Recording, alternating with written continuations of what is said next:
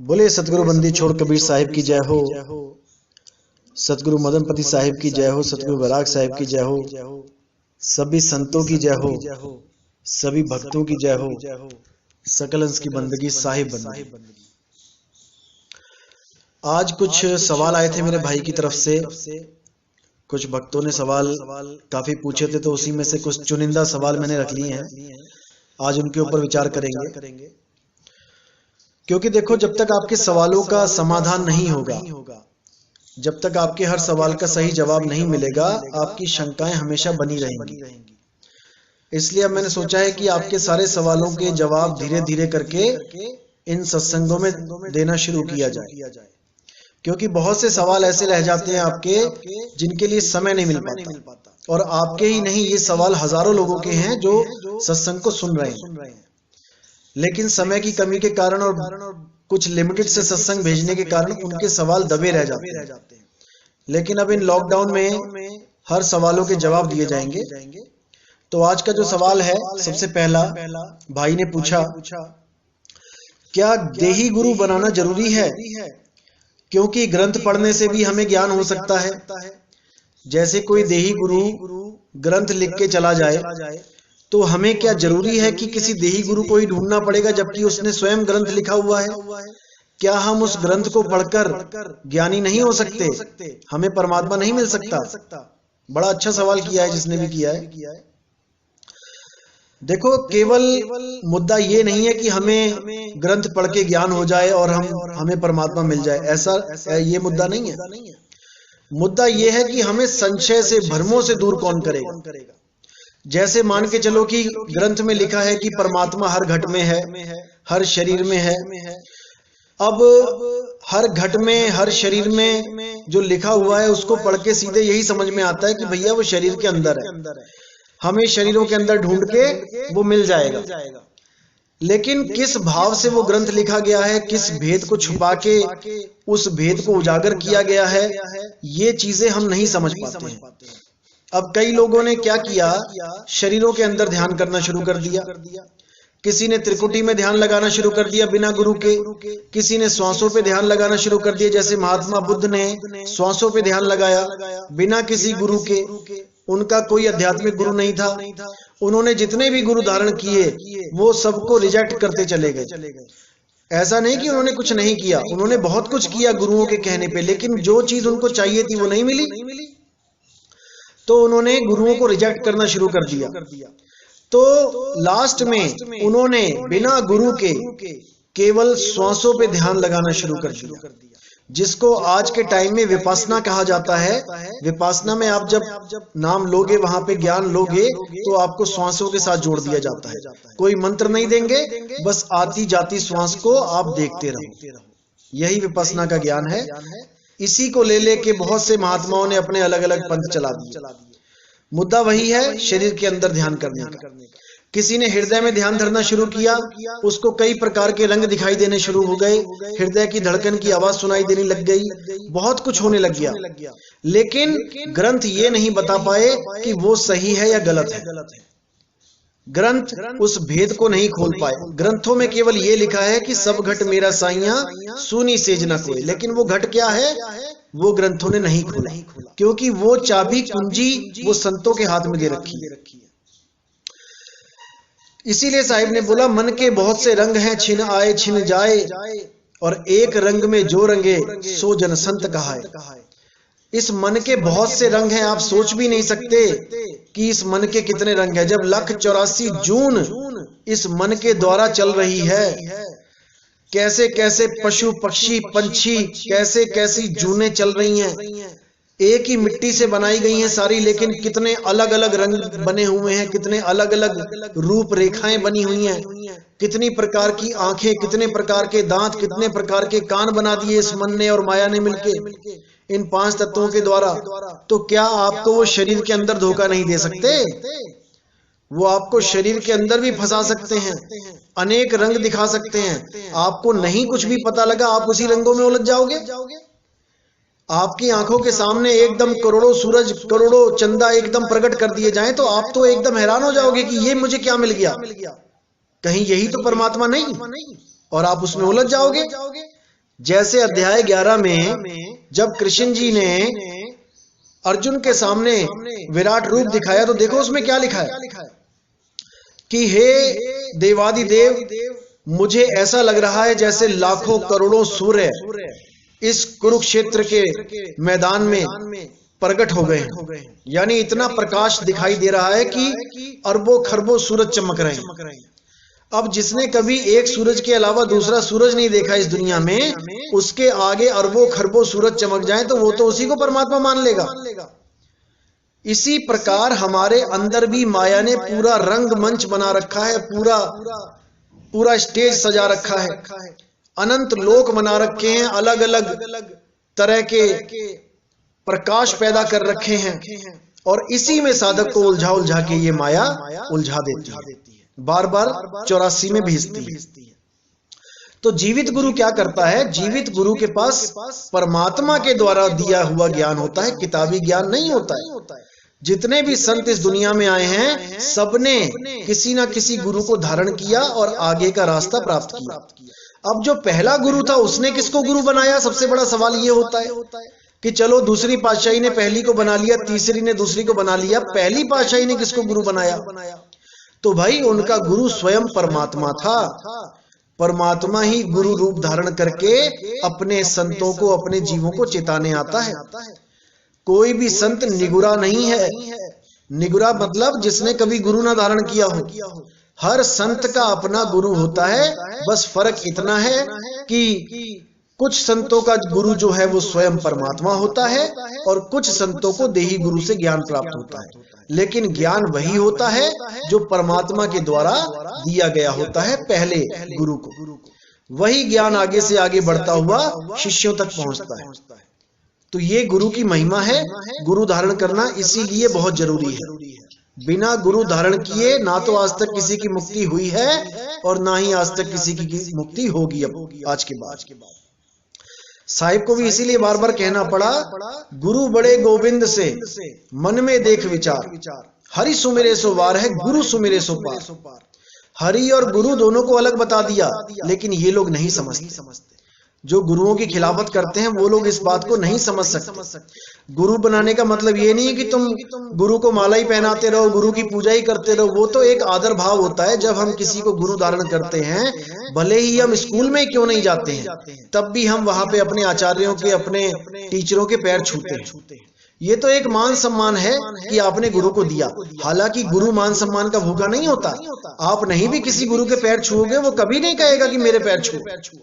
उसका मुद्दा पैर छुआना नहीं है यहाँ पे, और ना ही गले में हीरे की या फूलों की माला डलवाना है। उसका मुद्दा ये है कि जीव समझ जाए, जो ज्ञान समझाया जा रहा है बस वो समझ जाए, उसका कल्याण हो जाए, वो कहीं 84 में ना चला जाए। इसीलिए संतों ने यहां तक बोल दिया कि तुम ही हो माता पिता, तुम ही हो बंधु सखा, तुम ही हो, कि तुम भाई भी हो, तुम मेरे सखा भी हो, और तुम मेरे माता और पिता भी हो। तो ये एक आदर की बात है कि चलो हमें गुरुओं का आदर करना चाहिए। लेकिन अब कोई कहे कि ये गुरु ही इसी काम के लिए गुरु बन जाते हैं कि मेरी आरती हो, मेरी पूजा हो। भाई जो ऐसे गुरु होते हैं उनके पैर नहीं लगना चाहिए। सीधी सी बात है। गुरुओं का लक्ष्य एक ही होता है। बाबा नानक का लक्ष्य एक था कि ज्यादा से ज्यादा जीवों तक इस सत्य ज्ञान को पहुंचाया जा सके, ना कि अपनी पूजा करवानी थी उन्होंने। ऐसा बिल्कुल नहीं था। जब आप किसी को ज्ञान देते हो, लोग तो खुद ही पैर पड़ जाते हैं। आप क्या किसी को बोलोगे कि मेरे पैर छुओ? कोई संत कभी नहीं बोलता मेरे पैर छुओ। अगर कोई संत कहता है कि मेरे पैर छुओ, तो भाई वो संत नहीं है। संत का मुद्दा होता है ज्ञान देना, जीवों को समझाना।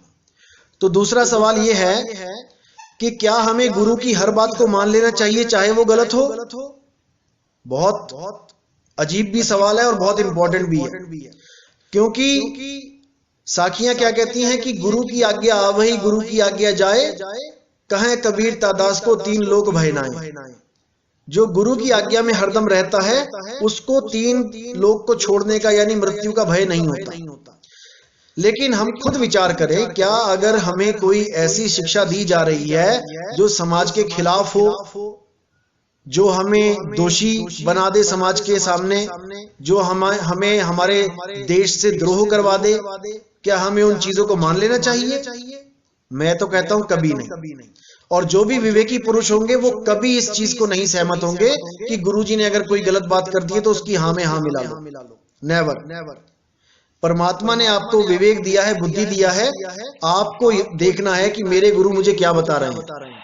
अगर गुरु जी की बात से आपको 100% सहमति है और आपकी आत्मा भी गवाही दे रही है कि हाँ जो गुरु जी ने कहा है ठीक है, तब तो उनकी बात माननी चाहिए। अगर कहीं पे खटकती है बात कोई भी, तो उस बात को नहीं मानना चाहिए।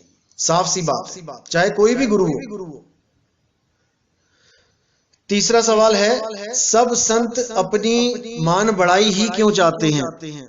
यानी कि सब अपने जयकारे ही क्यों लगवाना चाहते हैं? तो भाई ये भी पहले ही सवाल का जवाब दिया था मैंने इसमें। कोई संत अपनी मान बढ़ाई नहीं चाहता। संत तो मान बढ़ाई से ऊपर होते हैं। वो बदनामी से और मान बढ़ाई से दोनों से ऊपर उठे होते हैं। उनको कोई फर्क नहीं पड़ता कि कोई उनके बारे में क्या बोल रहा है। अगर कोई उनको अच्छा बोलता है वो तब भी खुश है, अगर उनकी कोई बुराई करता है, निंदा करता है, वो तब भी खुश है, क्योंकि वो जानते हैं कि इस जगत में ना तो हम अपना मान बढ़ाई करवाने आए हैं, ना हम यहाँ पे कोई नाम कमाने आए हैं। ये जगत मिथ्या है। आज आप मर जाएंगे, कल को गुरुजी मर जाएंगे, परसों हम मर जाएंगे, सारे मर जाएंगे। यहाँ पर सबका नामो निशान खत्म हो जाएगा। मुद्दा यहाँ पर केवल एक है कि सत्य का प्रचार करना है। और याद रखना, जिसने भी आज तक सत्य का प्रचार किया है, सारी दुनिया ने उसकी खिलाफती करी है। किसी ने उसको जहर दे दिया, किसी ने क्रूस पे चढ़ा दिया, किसी ने तत्ती तवे पे बैठा दिया, किसी ने गर्दन उतार ली।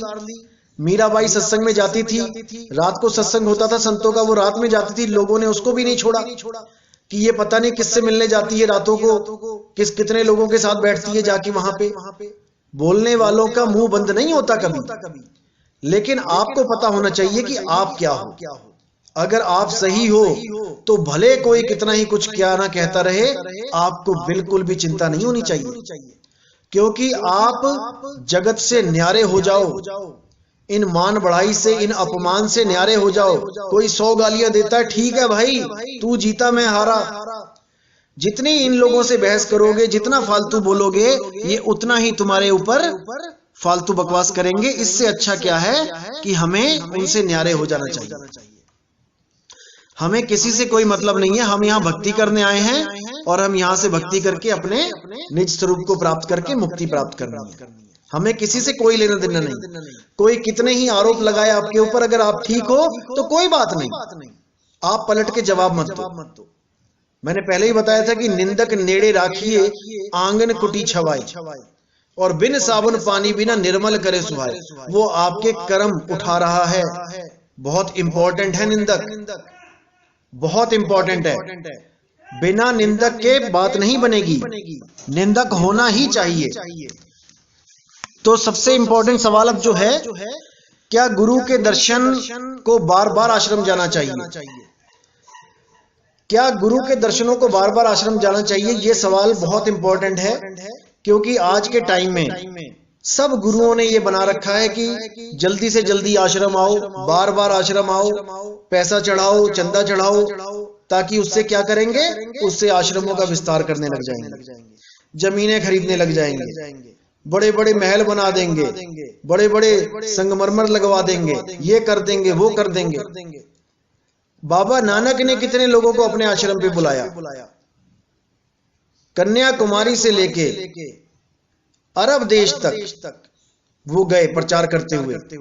उन्होंने क्या अरब देश वालों को अपने आश्रम पे बुलाया कि आओ मेरे आश्रम पे, ये बार बार आओ, चंदा लो, पैसे चढ़ाओ, ये करो वो करो? कुछ नहीं करना ऐसा।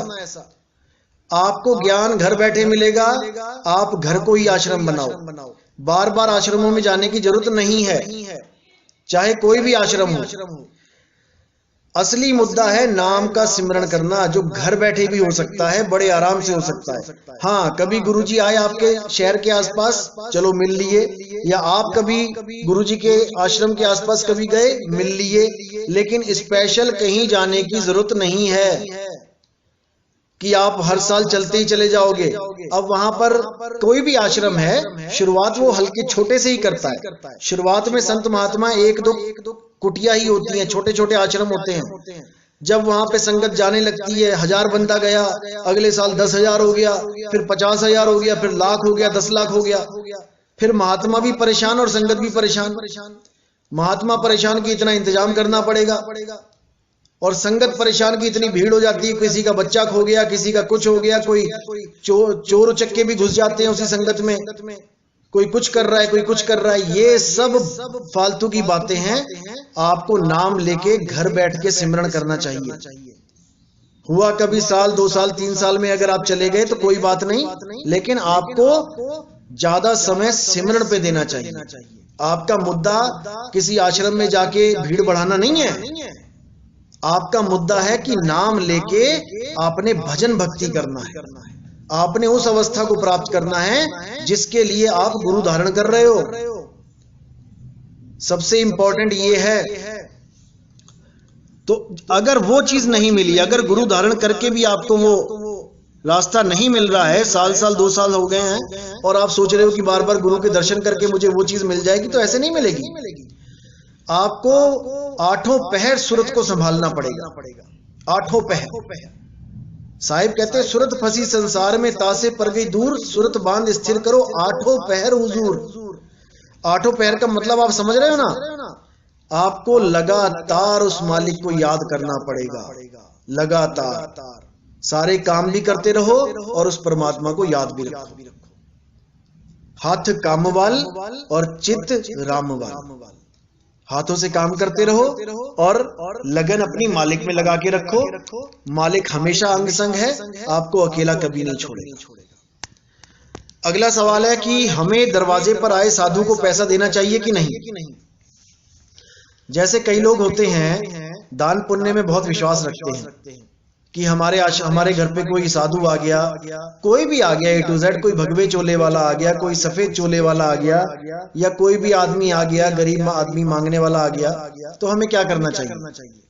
देखो जी, सीधी सी बात बताएं कि आपका जो पैसा है वो जिस कार्य में जाएगा उसके कर्म आपको ही लगेंगे।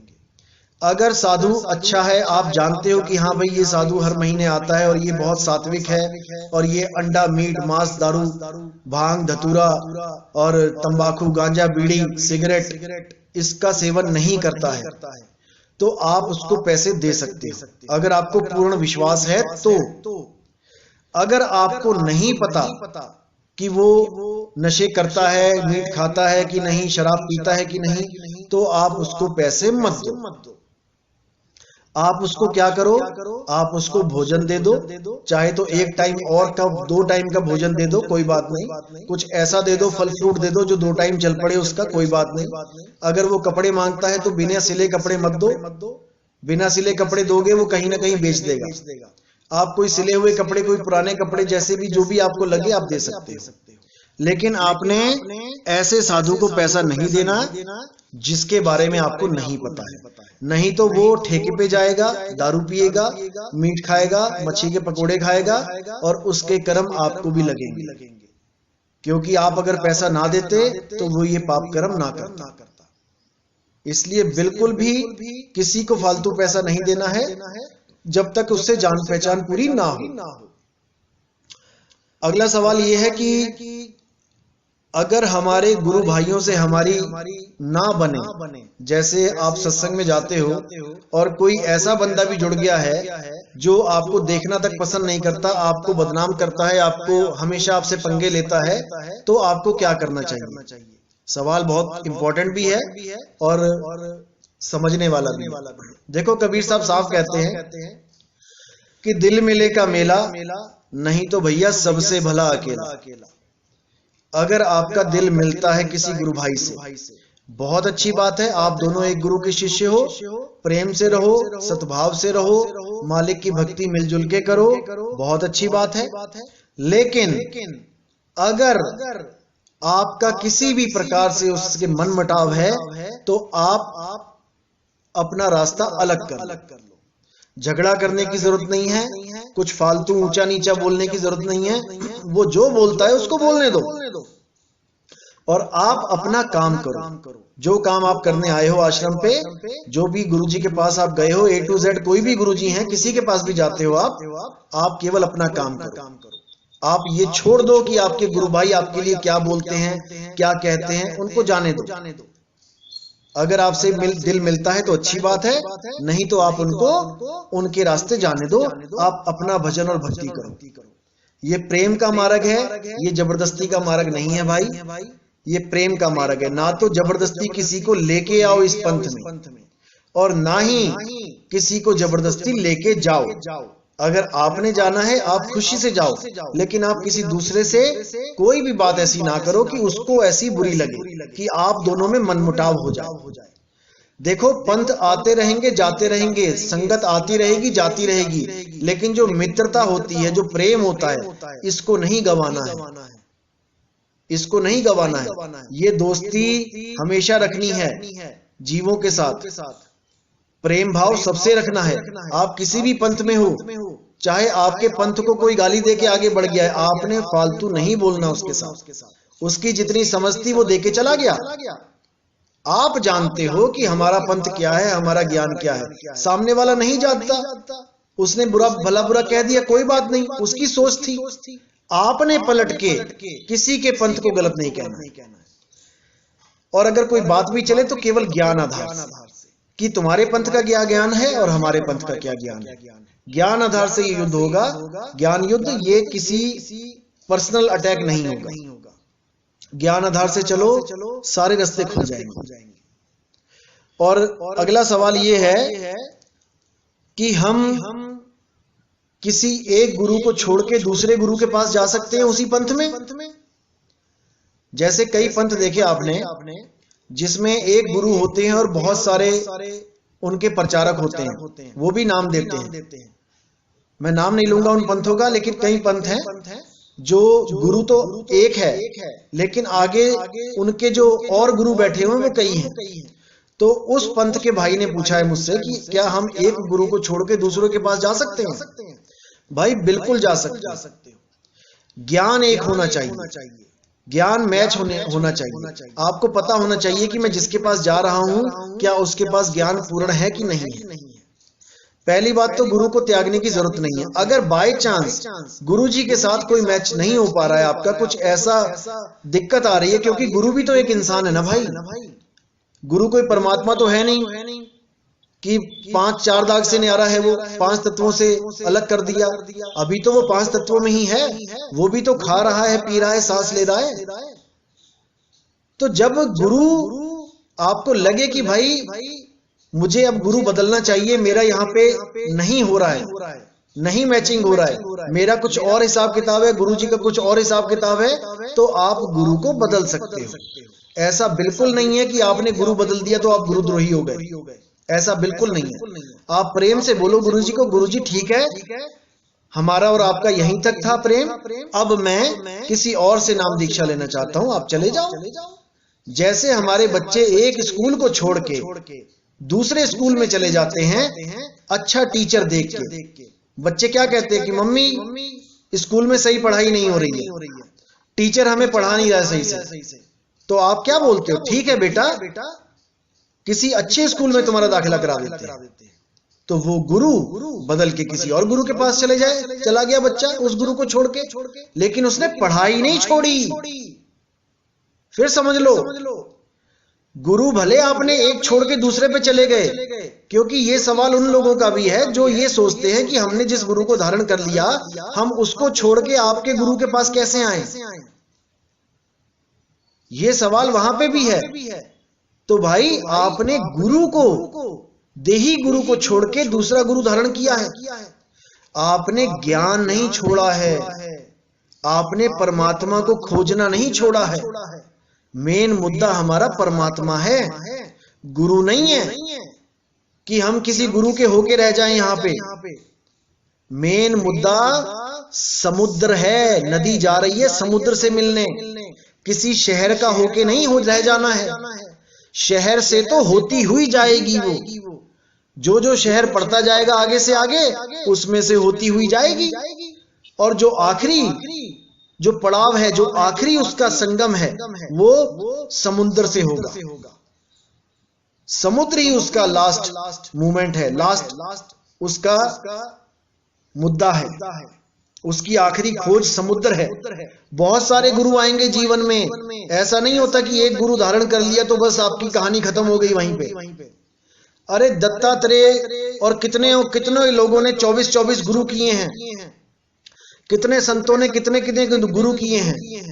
गुरु बदलने से कोई फर्क नहीं पड़ता, इस चीज को दिमाग में से निकाल लो, क्योंकि गुरु शब्द है, असली गुरु शब्द है। देही गुरु तो केवल उसका रास्ता बताने का जरिया है। एक से समझ में नहीं आता दूसरे को पकड़ लो, दूसरे से समझ में नहीं आता तीसरे को पकड़ लो। जब लग मिले नहीं शब्द वो सांचा, तब लग गुरु करो 10 पांचा। जब तक वो भेदी गुरु नहीं मिल गया जो आपको हर चीज में पूर्ण ज्ञान दे सके, जब तक आप गुरु बदल सकते हो। और ऐसा भी नहीं है कि मदन पंथ में आ गए, अगर हमारे पंथ में आ गए और बैराग साहिब से आपने नाम ले लिया तो आप किसी और गुरु के पास नहीं जा सकते, ऐसा भी नहीं है। अगर आपको कोई और गुरु भी समझ में आता है, इससे आगे का ज्ञान समझ में आता है, तो आप हमारे गुरु जी को भी छोड़ के आगे बढ़ सकते हो। इसमें कोई बंधन नहीं है। मैं 100 बार बोल चुका हूं ये बात। हम किसी को बेड़ी नहीं लगाते, बेड़ी लगाना भी नहीं चाहिए। अगर इससे भी आगे का ज्ञान आपको कोई अच्छा समझ में आता है तो आप जा सकते हो, लेकिन पूरा विवेक करना, पूरा विवेक लगाना कि जो ज्ञान बताया जा रहा है वो इससे आगे का है कि पीछे का है। उस ज्ञान से मेरी मुक्ति होगी कि मैं बंधन में आ जाऊंगा, मैं 84 में चला जाऊंगा। ये आपने सोचना है। अगर आपको नहीं समझ में आता कि वो ज्ञान पूर्ण है कि अधूरा है, आप बात करिए हमारे साथ, आप हमें बताइए कि वहां पे क्या ज्ञान बताया जा रहा है। आप छुपाओ मत, आप बताओ, क्योंकि बहुत सी ऐसी चीजें हैं जो आपके दिमाग में नहीं आ सकती, लेकिन जब हम लोग क्लियर करेंगे तो एक एक चीज आपके दिमाग में आ जाएगी।